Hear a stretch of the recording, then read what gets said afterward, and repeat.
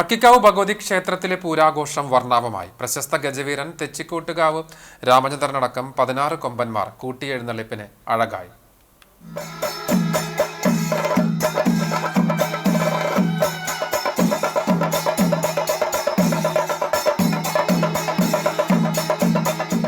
വെള്ളിതുരുത്തി ഉണ്ണിനായരുടെ നേതൃത്വത്തിലുള്ള പാണ്ടിമേളം കൂട്ടിയെഴുന്നള്ളിപ്പിന് അകമ്പടിയായി.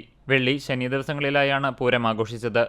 വെള്ളിയാഴ്ച വൈകിട്ട് 4 മണിയോടെ മേഖലയിൽ 20ഓളം പ്രാദേശിക വേലയാഘോഷ കമ്മിറ്റികളുടെ നേതൃത്വത്തിലുള്ള തെയ്യം, തിറ, പൂതം, കാളി, കരിങ്കാളി, കാള, കാവടി തുടങ്ങിയ വേലപ്പൂരം നടന്നു.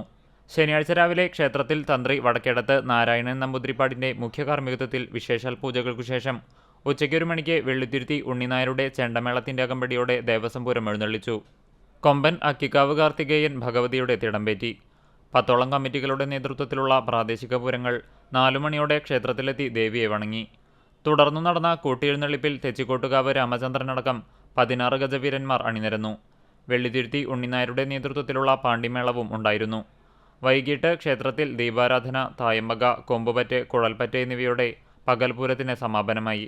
രാത്രി പൂരമാവർത്തനവും പുലർച്ചെ നടത്തുന്ന പാനപൂജയ്ക്കും ഗുരുതിക്കും ശേഷം കൂറ വലിക്കുന്നതോടെ ഈ വർഷത്തെ പൂരത്തിന് സമാപനമാകും.